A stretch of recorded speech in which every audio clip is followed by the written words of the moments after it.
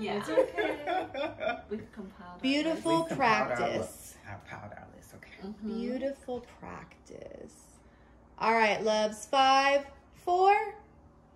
Hi guys, welcome back to Sad to Savage. We have compiled the list of our top 3 turnoffs. We want to get your input on it, but first we want to start out with ours. So ladies, what are your top 3 turnoffs? I'm going to start and then we're going to go with the rest of the panel. So for me, honestly guys, I feel like your dental work needs to be on point. Amen. Who really wants to talk to someone where their teeth are like all across their mouth? That leads to other hygiene issues for me. Like for instance, most of us like guys who, you know, want to pleasure us or whatever the case may be. But what if your teeth are just like not in sync? Would you want a guy to, you know, do a little extra and make you feel amazing if his hygiene and his teeth health is not together? You know, I want to know what my girls think. What do you think, Caitlin? I think that hygiene just in general is so important.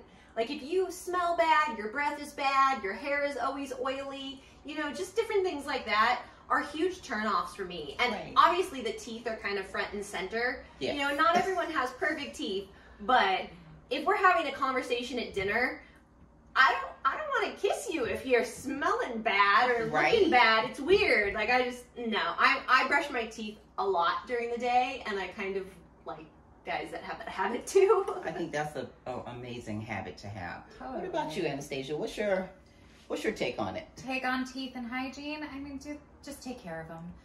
You know, floss if you can. Seriously, it's so important. Like, especially, I'm a kisser, and I'm also a Taurus, so I love things that smell good. So it'd be nice and refreshing to know that the person that you're kissing takes care of that area, because there's a lot of germs that happen in your mouth. Yes. Don't get me started on that. So, and if you're going to be using that mouth in places, please be clean and sanitary. Please. Yes. So, Miss Joy, what are your thoughts? How do you feel? No, I feel pretty strongly about the same thing. When I was younger, I actually had really bad teeth. It's like my teeth had like a confusion of which direction it wanted to go, right? So I had to wear braces for like 3.5 years. Right. And so it definitely taught me to be so much more appreciative of having a nice smile, because the first thing people notice about you are your eyes and your smile.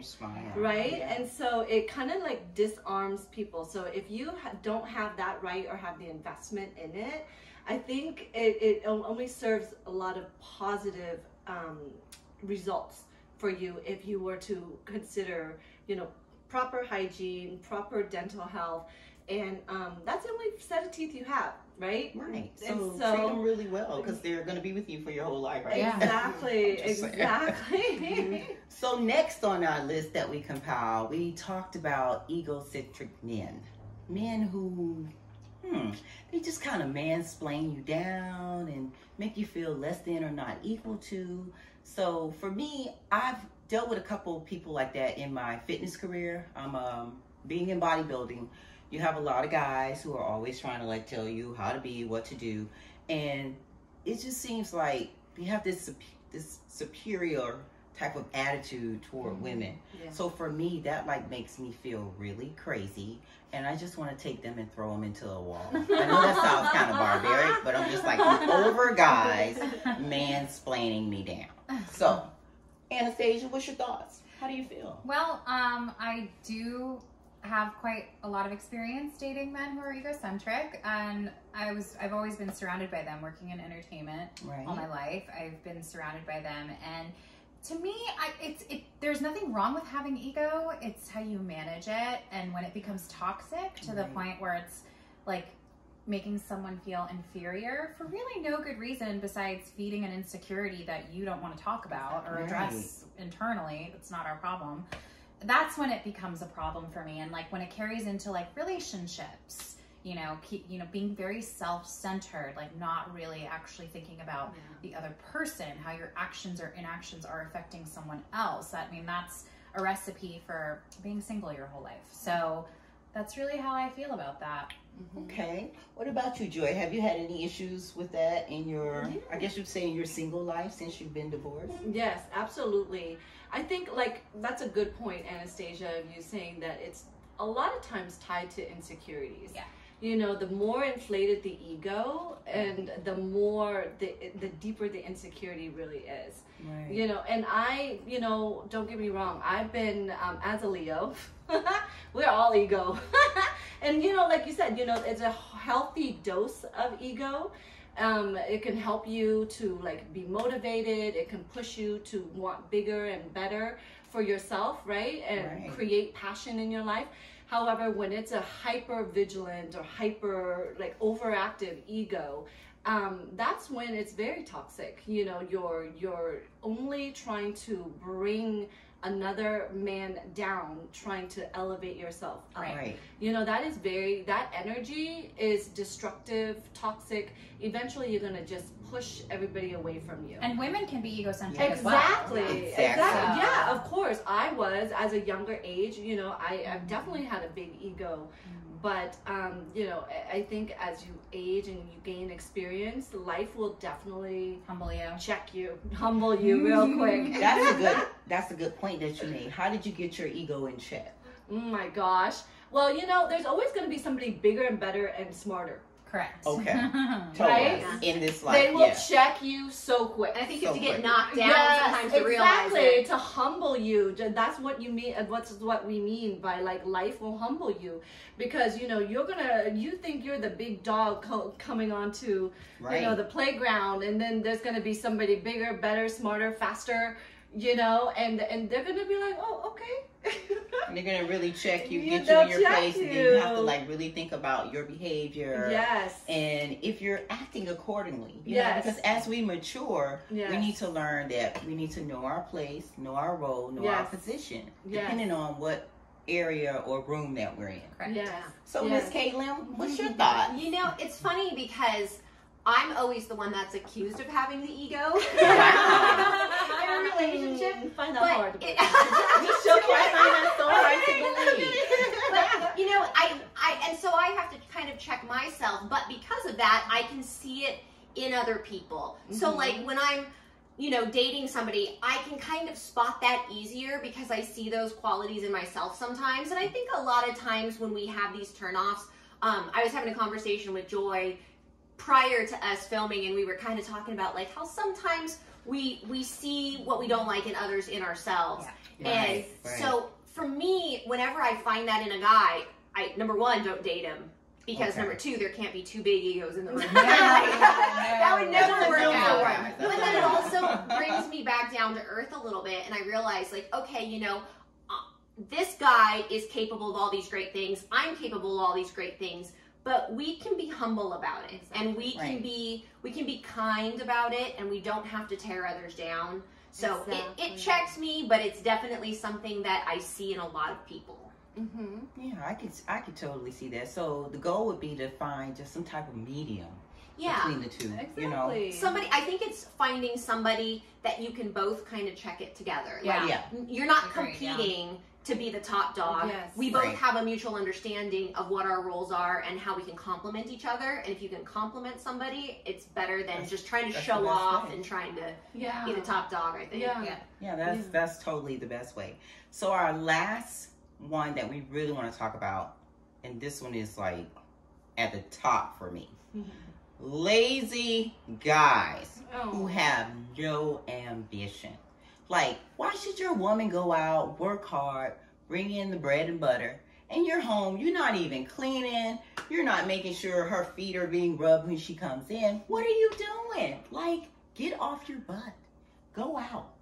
Do something. Make her feel wanted and loved if she's the one who's bringing home the bacon. What's your thoughts? Give it to me, Joy. Well, you know, I don't have a thought, but I have a question. Like, how is it that person is unmotivated, right? Because I remember in thinking back with my ex-husband, and literally this came to my head this morning.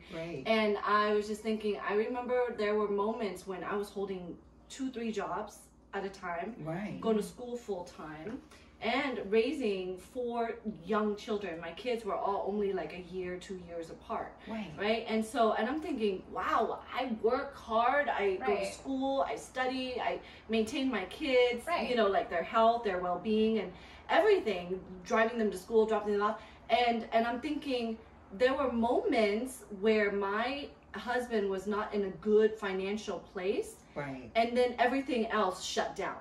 Mentally, emotionally, and then financially, he's not contributing.